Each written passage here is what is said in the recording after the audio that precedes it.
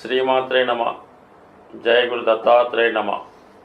ఈ వీడియోలో మనం ఏప్రిల్ 13 నుంచి 19వ తారీఖు మధ్యలో తులారాశి వారికి వార ఫలాలు పరిశీలిద్దాం. ఒక్కొక్క వారం ఒక్కొక్క గ్రహం ఈ రాశి వారి మీద బలమైన ప్రభావాన్ని చూపడం జరుగుతుంటుంది. ఆ గ్రహం యొక్క ప్రభావంతో ఆ వారం అంతా కూడా ఇంచుమించుగా జాతకుడు దాని యొక్క ఫలితాలు సాధించడం జరుగుతూ ఉంటుంది. మరి ఈ వారంలో దశమ స్థానంలో కుజుడు దిగ్బలుడై ఉన్నాడు.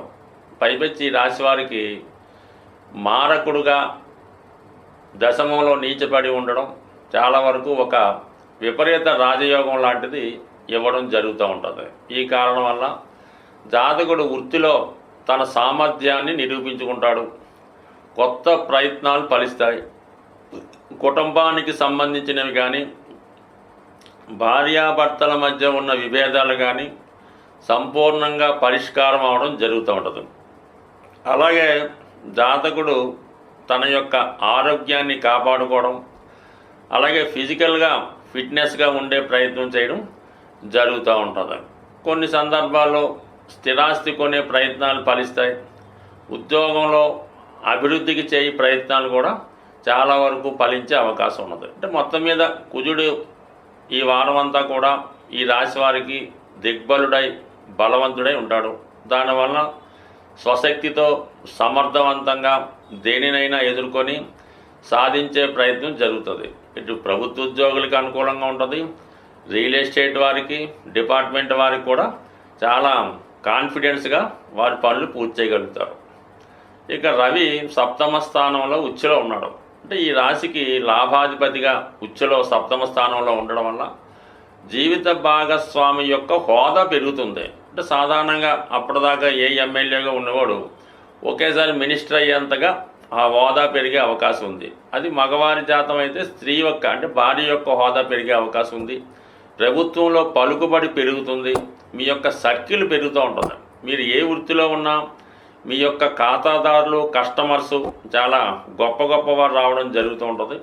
బట్ ఏదైనా భార్య యొక్క అభివృద్ధి మీకు చాలా గర్వకారణం అయ్యే అవకాశం ఉంది. అలాగే భర్త గారి యొక్క అభివృద్ధి భార్యలకు గర్వకారణం అయ్యే అవకాశం ఉంది. బట్ ఏదైనా ఇది ఒక గర్వకారణం ఈ రాశి వారికి. ఇంకా 2 గ్రహాలు, అగ్నితత్వ గ్రహాలు, అధికారాన్ని ఇచ్చే ఈ 2 గ్రహాలు కూడా కుజుడు రవి బలంగా ఉండడం వల్ల మరి తులారాశి వారి యొక్క అటు నేమ్ అండ్ ఫేము పెరుగుతుంది, వారిలో ఉన్నటువంటి సామర్థ్యము పెరుగుతుంది, వారికి కొత్త అవకాశాలు కూడా రావడం జరుగుతూ ఉంటుంది. ఇంకో గొప్ప అదృష్టం ఏంటంటే గత సంవత్సర కాలంగా అష్టమ స్థానంలో సంచరిస్తున్నటువంటి గురువు ఈ వారం చివరిలో భాగ్యస్థానంలోకి చేరబోతున్నాడు. దాంతో మీకు చాలా కాలంగా ఆగిపోయినటువంటి పనులు పునఃప్రారంభమవుతాయి. ముఖ్యంగా విద్య, విదేశ ప్రయత్నాలు 100% సక్సెస్ అవుతాయి. ఇక ఇంకొక అదృష్టం ఏంటంటే ఒక 18 నెలలుగా వ్యయస్థానంలో సంచరిస్తున్నటువంటి కేతు మిమ్మల్ని చాలా కన్ఫ్యూజ్ చేస్తూ చాలా అనవసర వ్యయం చేసినటువంటి కేతు ఈ వారం చివరిలో 18వ తారీఖున లాభస్థానంలోకి వెళ్తున్నాడు. అంటే అప్పుడు మీకు గతంలో ఉన్నటువంటి సమస్యలు పరిష్కారమై మేధావులు, విద్యావంతులు, పెద్దవారి యొక్క సహకారం లభిస్తుంది. వారి యొక్క ప్రోత్సాహంతో మీరు మళ్ళా కొత్తగా మీ యొక్క జీవితాన్ని ఇంప్రూవ్ చేసుకునే ప్రయత్నం చేస్తారు. అలాగే వివిధ మార్గాల ద్వారా ఆదాయం కూడా పెరిగే అవకాశం ఉంటుంది. టోటల్గా కేతు అనుకూలించడం జరుగుతుంది. ఇక రాహు 5వ స్థానంలో ఉండడం వల్ల చాలా వరకు మీరు అంటే ఈ వారం చివరిలో వచ్చినప్పుడు కూడా ముందుగానే తన ప్రభావం చూపడం జరుగుతుంటుంది. కాబట్టి చాలా వరకు మీరు స్పెక్యులేషను, షేర్ మార్కెట్ జోలికి వెళ్లకుండా నిదానంగా మీ యొక్క వ్యవహారాలు చేసుకోవడం మంచిది. అంటే తులారాశి వారికి ఎప్పుడు కూడా ఒక దాని మీద ధనం పోగొట్టుకుంటే మళ్ళీ దాన్నే చేస్తూ ఉంటారు. అంటే ఫీల్డ్ మార్చకుండా ఏదో సినిమా తీస్తారు, అది ఫ్లాప్ అవుద్ది. మళ్ళీ ఒక 10 సినిమాలైనా నెగ్గిదాకా చేస్తారు తప్ప దాన్ని మారే ప్రయత్నం చేయరు.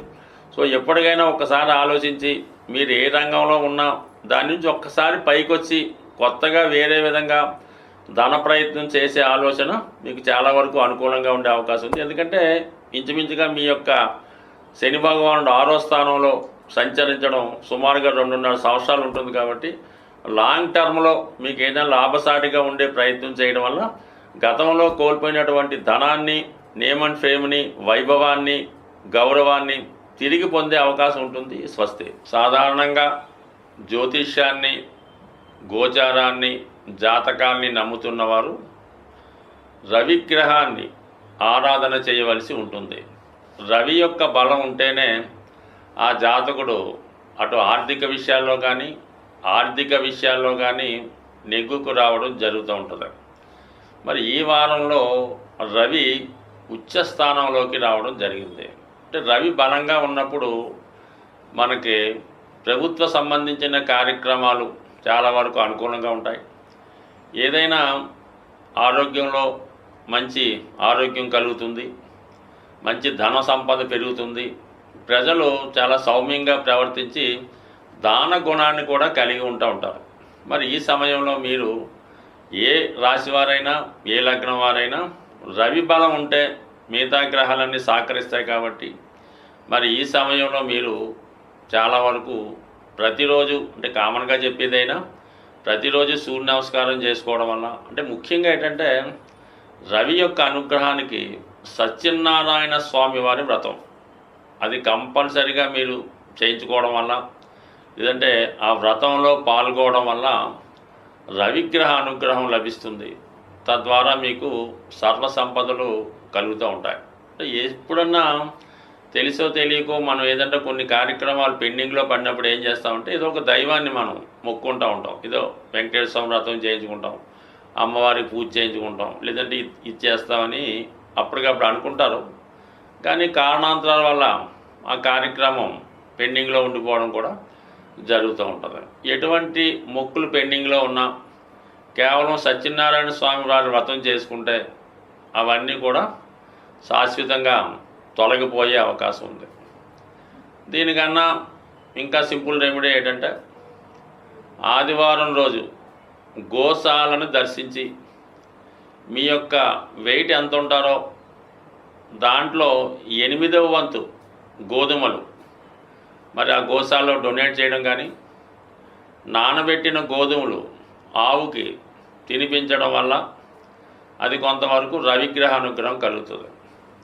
ఇంకా చాలా తీవ్రమైనటువంటి అనారోగ్య సమస్యలతో కానీ, లేదా ఆర్థికపరమైన సమస్యలతో కానీ ఇంకా మనం ఎందుకు పనికిరాం, ఎక్కడికి వెళ్ళినా ఫెయిల్యూర్ వస్తుంది, అటు అన్ని విధాల సక్సెస్ కాలేకపోతాం అనుకున్న వాళ్ళకి కూడా మరి ఈ గోశాలలో అప్పుడు ఏం చేయాలంటే మీరు ఎంత వెయిట్ ఉన్నారో అంత వెయిట్, సుమారు 70 కేజీలు ఉంటే 70 కేజీలు గోధుమలు ఆ గోశాలలో డొనేట్ చేయడం. దాని తర్వాత ఈ నువ్వులు ఆడిన తర్వాత ఈ తెలగపిండి అంటారు కొన్ని ప్రాంతాల్లో, మిగిలిపోయినటువంటి ఆ కేకు, ఆయిల్ కేకు మీరు ఎంత బరువు ఉంటారో అది గోశాలలో డొనేటెడ్ చేయడం వల్ల 100% ఎంత సమస్యలున్నా మీకు సాల్వ్ అయ్యే అవకాశం ఉంది. అంటే గోశాలలో డొనేట్ చేయలేని వారు మరి ఏదైనా పారుతున్నటువంటి నదిలో కలిపినా కూడా అవి చేపల ఆహారంగా తినడం వల్ల ఆ సమస్య పరిష్కారం అయ్యే అవకాశం ఉంది. సో ఇంకా చాలా గొప్ప రెమెడీ ఏంటంటే అది అందరికీ సాధ్యం కాకపోవచ్చు. ఏదైనా అమావాస్య రోజు ఒక పీచుతో ఉన్నటువంటి కొబ్బరికాయ, లేదంటే వలకుండా ఉన్నటువంటి గ్రీన్ కలర్లో ఉన్న కొబ్బరికాయ కానీ, పీచుతో ఉన్నదైతే బెటర్. అటువంటి కొబ్బరికాయ అమావాస్య రోజు ఏదైనా సముద్ర తీరంలో అది విసిరవేసి మళ్ళీ వెనక్కి చూడకుండా రావడం మంచిదన్నమాట. ఈ విధంగా చేయడం వల్ల కూడా ఏదైనా ప్రపంచానికి సర్వ మానవాళికి ఐశ్వర్యాన్ని, ధనాన్ని ఇచ్చేవాడు సూర్య భగవానుడు మాత్రమే. అంటే అందరికీ శ్రీమన్నారాయణ ఉన్నప్పటికీ కూడా ఎవరి కర్తవ్యం వాళ్ళు చేస్తూ ఉంటారో అందరి ద్వారా ఆ భగవంతుడు ఈ నవగ్రహాల ద్వారా ఒకరి ద్వారా ఒక్కొక్క పని చేయడం. అంటే పెళ్లి చేయాలంటే శుక్రుడు అనుకోవచ్చు, ధనం ఇవ్వాలంటే సూర్యుడు, ధైర్యం ఇవ్వాలంటే కుజుడు, ఈ విధంగా ఉంటుంది. కాబట్టి వీళ్ళందరూ మనకు కరెక్ట్గా ఉండాలంటే సూర్య భగవానుడి అనుగ్రహం తప్పనిసరి.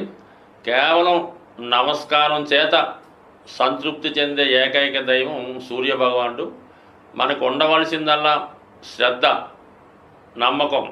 ప్రతిరోజు శ్రద్ధతో చిన్న 2 నిమిషాలు మీరు సూర్య నమస్కారం చేసుకున్నాం, అఖండమైనటువంటి ఆరోగ్యాన్ని, ఐశ్వర్యాన్ని ఇచ్చే ఏకైక దైవం, మనకి నిదర్శనంగా కనబడుతున్నటువంటి ప్రత్యక్ష దైవం సూర్యభగవానుడు. స్వస్తి.